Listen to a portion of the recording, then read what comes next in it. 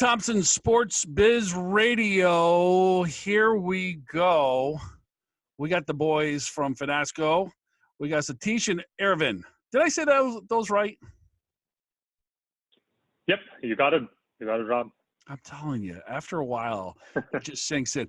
I can't even get U.S. names right. Forget about foreign names. So at least I get the foreign names right. So, guys, thank you. Yeah, you're not alone. I'm sure. Well, you guys are used to it. I'm sure you have so many variations of your names. Yep. So let's start. Let's jump right into it. I mean, you guys you're not college kids, right? And you're starting this business, and so talk about your journey. Talk about your journey, how you got to this point, where you guys met, how you guys came over here, went to college, and found opportunities in what you're doing now. Sure. Yeah, I think me and Aravind went to grad school today. We went to Colorado State University in Fort Collins. So we were grad students there, and we both have been sports fans for a long time, right? So we follow the most greatest sports ever called cricket. It's not known here in the US, but outside the world. So that's how that was a passion that connected us, right? So we were, in fact, one of the early grad students who had put up kind of like a dish in our apartment, and the whole university, all the Indian community came and watched the World Cup 2003 in our apartment. So that's how crazy we were. And obviously, we played in school and college level, even at the university level, we played. But obviously, your career job takes you away. And but the whole concept of sports kept us connected. And in fact, it was fantasy. We all used to play fantasy football for a long time. And that kind of, kept us in the groove. And when we were kind of like in the mid-30s and kind of bored with our corporate life, we thought, okay, what do we do? And sports was the common denominator for me and Aravind and a couple other friends. And that's how we actually got into this whole starting a sports tech business. We don't have any sports executive experience or anything like that, but purely the passion of sports and being a sports fan drew us to this. Was this who came up with the idea, by the way? And wait a minute, before you answer that question, I just have to throw in this. I have been to a cricket match before in England. Okay. And after the third day of the same guy batting, I lost all attention to this thing. And if it wasn't for cold beer, that's the only thing that got me through it.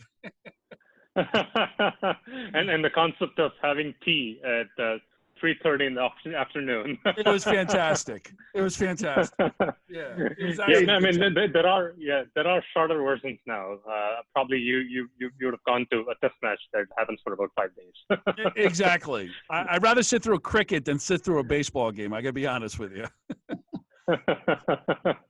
No wonder it's called a gentleman's game, right? So gentleman game, right? So you have coffee, you have drinks, you have dress up nicely.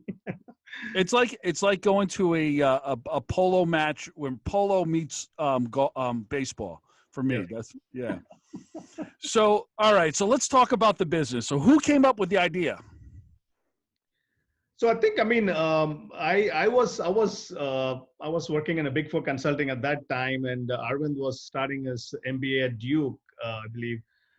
So we, I threw up the idea of, doing something outside of, because he comes from healthcare, I come from security, and I just threw up this idea of building a hybrid fantasy or a kind of like a play-by-play prediction game. And Aravind just jumped onto it, and we had a couple other guys from our friends who joined, and that's how the whole journey started. So talk about the business, all right? So drill down into the business. Explain exactly what you guys have created. Aravind, you want to go ahead? Sure. I can take that up. So what we offer through Finasco, Rob, is we enable digital transformation for the innovative sports teams, leagues, and brands. When we say digital transformation, we look at the segment of fan engagement, right, and especially digital fan engagement. So so when we were working through our gaming platform, we happened to work with one of the premier teams in Asia in cricket, Chennai Super Kings. So we were their official partners. And what we realized was this team was basically struggling to sort of get their digital fan engagement going. Because back in 2015, digital fan engagement was relatively a new concept. So then we started realizing that, hey, this could be an area where even the sports teams in North America, right, will be facing a lot of hurdles. So when we started researching, we got to know that, yeah, this was the game basically all over the world, right? So then we started shifting our focus towards offering a business-to-business kind of a sports platform where a sports team or league can utilize our platform to connect with their fans, convert their fans into digital diehards, engage them, retain them, and monetize them, right? And also like provide a means for the sponsors to have that one-on-one conversations directly with the fan base, right? So this way, we become the technology platform, right? Offering a bridge to the teams, the leagues, the fans, and the sponsors. And the teams can make more revenues, right, through sponsor activations. And the fans get what they want, right? At the end of the day, they want some thrilling experience. They want to be connected with the team for 24/7, 365 days a year, right? So everybody gets what they want at the end of the day, right? And that's what our platform does today. And this sort of helps the teams. We exclusively work with the teams. We are also planning to work with sponsors as well. But this opens up a new revenue opportunity for everybody involved.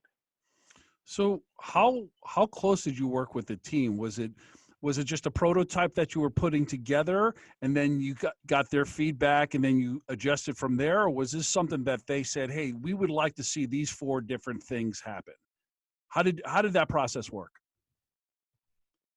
Yeah, good question, Rob. So typically what happened was, I mean, fan engagement still is a new term for a lot of the mid-tier segment, right? So when we go on our sales approach, we typically encourage the teams to sort of look at a personalized demo, right? So we have a platform that offers core functionalities and feature sets. So we have a discovery call with the teams. We understand, say, what they're looking for, the pain points, right? And we sort of incorporate what we've seen generally within the industry, especially in the sports tech area. So we incorporate all those elements and put together a personalized demo, basically walking the executives at the team level, right, through, hey, this is how your fan engagement platform will look like. These are the elements that a fan engagement platform will entail. This includes whatever you've told us, right, through our discovery call. And also we've incorporated some of the most innovative elements, the things that the fans like. So that's how the calls basically happen, right? And the sales journey basically happens. And once we get an approval and okay, right, from the team, when we move into the contractual obligations and whatnot, right, then we basically put together the entire product suite for the teams. Typically, we don't venture out, or the teams do not ask for 100 different things, right, in a more customized approach and whatnot, purely from product perspective. So it's some of the elements that we offer are new to them, right? So they kind of go, aha, yeah, this is exactly what we've been thinking, right? And you guys are offering this, right? So let's get this going, right? So we start off with one activity publish feed. We provide a lot of gamification elements. When we say gamification, your trivias, your contextual predictions, pick 'em, swipe 'em, casino style games. And also we put together a lot of augmented reality activations, which means that you have your image activation, right? You have your 360 portal, you have selfie with the player, face masks. All these are kind of a marketing vehicle, right, for the teams to get their sponsors onboarded, right, and sort of get the revenues that they're looking for. What have you found to be the most important element for the teams, or have they been all different? As far as the VR piece, from the sponsor activation piece, to the other pieces, to the other fan engagement verticals that you have. Which ones have you found that they're most interested in? I think augmented reality as a whole, it's capturing their attention a lot. The reason for that is it's an amazing marketing vehicle. Yeah. But at the same time, augmented reality is not at the stage where you have like hundreds of different examples, right, where somebody has gone through that entire exercise, right, and they've made more ROI, right, out of those kind of activations. So in our approach, what we've done is we've basically eliminated the constant involvement of engineers or developers, right? So that it becomes an out and out marketing kind of an activity, right? So that one particular thing is what interests the most as far as even our customers are concerned, right? Or the prospects that we reach out to. So they keen on that one aspect of augmented reality. Hey, I mean, you guys have done a lot of these things in augmented reality, and it's a complete solution, right? Not something like say, for example, what Snap offers, right? Snapchat offers like a Snap Studio, where you need to bring on Snap developers to work on these different aspects of augmented reality, right? That's a very expensive approach, right? Rather, what we did was we took that element out, and we kind of like gave the controls back to the marketing teams to sort of like develop their own designs, their own filters, right? And create a campaign and execute that campaign. So the teams are able to do that on the back end. So they're able to customize their activation on the back end.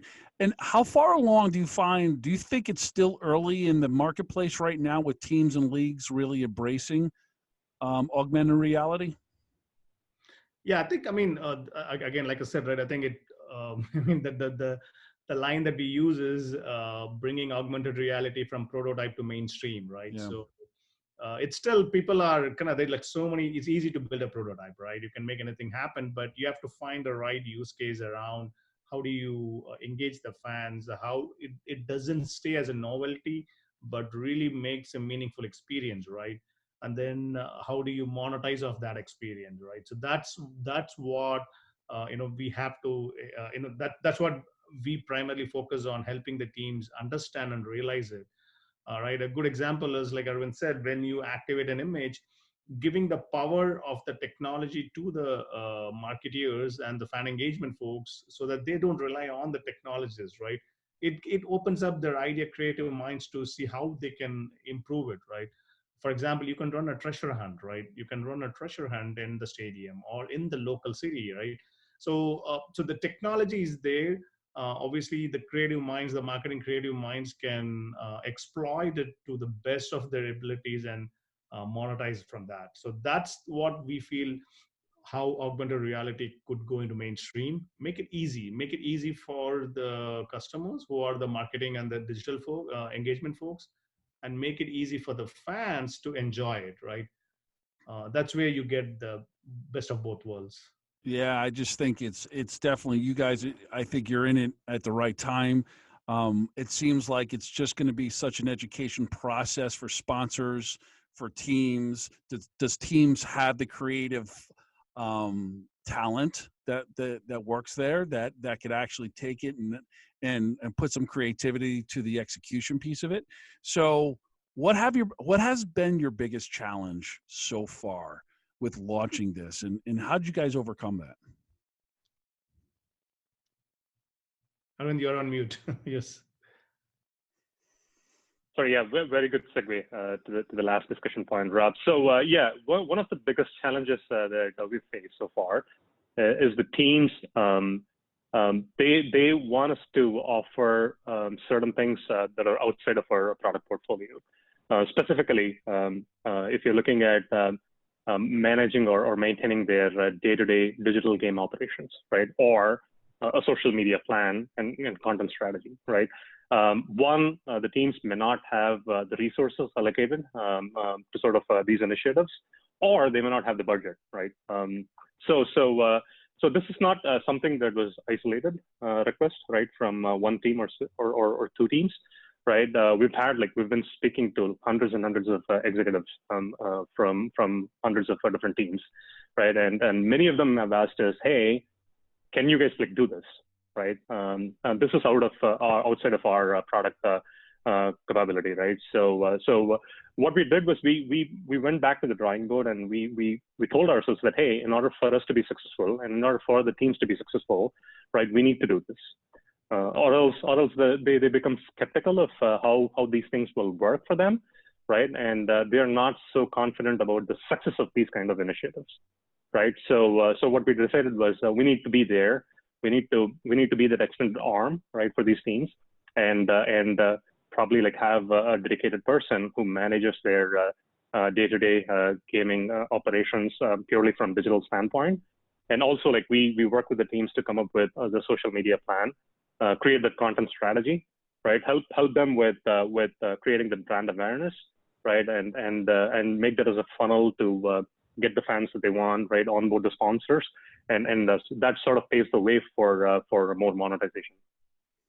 Yeah, in a nutshell, we, rather than being a technology that we offer whole digital transformation, right? So that's how we can overcome the challenge of helping these teams to be successful. Because if they are not successful, they're not going to use the product, and obviously we would lose a client, right? So we look at it more from a long-term partnership, because obviously once they know that this is becoming success and they know how to do this, they are comfortable bringing on their own team, right? Expanding the team. Once the team realizes that digital is the way to go. I mean, think about it, right? There are only limited number of fans who can go to the live games.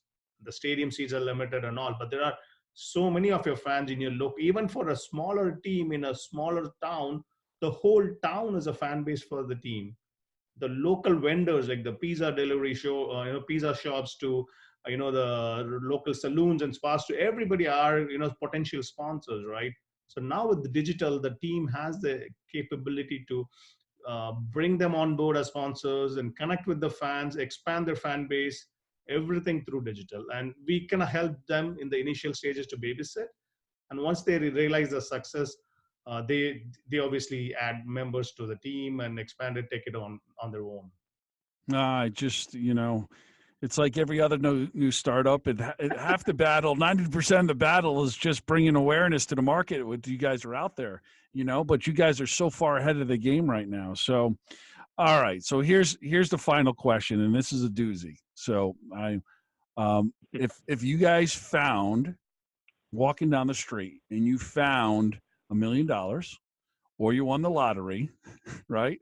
Or one of your relatives, a great-grandfather, left it to you in the will, and you didn't know about it. You just popped up, but you could only use it for the business. How would you use the $1 million? Well, sign me up for that.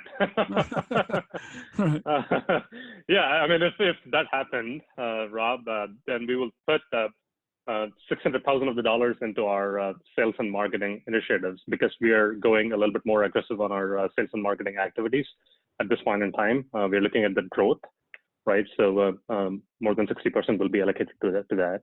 $250,000 will be allocated towards our product enhancements, because we need to consistently innovate, right? Bring new technology advances in our product suite.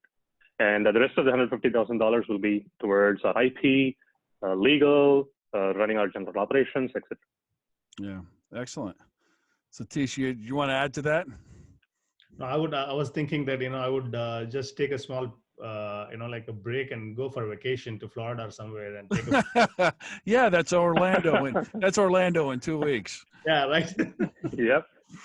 Well, gentlemen, it's been a pleasure. It's been a pleasure working with you guys for the last 2 months or so, and I look forward to what you guys are going to bring to the table to our demo day down in Orlando in 2 weeks. Is there anything else you guys want to add? I'll list your website, and so people will have an idea how to get in touch with you as well, right up here in the corner in that little dead space that I have right there. So that's where the information is going to go. Reach out to these guys, check out their website, check out their platform, get to know the different verticals. If you're with a team, if with your league or the media company or with a brand, all of which this platform is very, very helpful. It's off the shelf. You don't have to go out and build it out, which will cost you hundreds of thousands of dollars to do. These guys are going to bring to you the best customer service and the platform to get you started in it. So, guys, it's been a pleasure. And if there's a cricket match in Orlando when we're there, I'll have to pass on it. Right on, Rob. Yeah, thanks for having us. You have to watch cricket match in India, right? That's the mecca of cricket. You have to watch. You're on. That's one of my bucket list destinations. So at some point, I want to get there. Yeah, so, absolutely. All right, guys. We'll see you later. Thanks for joining. I'm Rob, Sathish, Aravind. Hey, listen, guys. See you later from SportsBiz Radio. Take care. Take care. Thanks, Rob. Bye.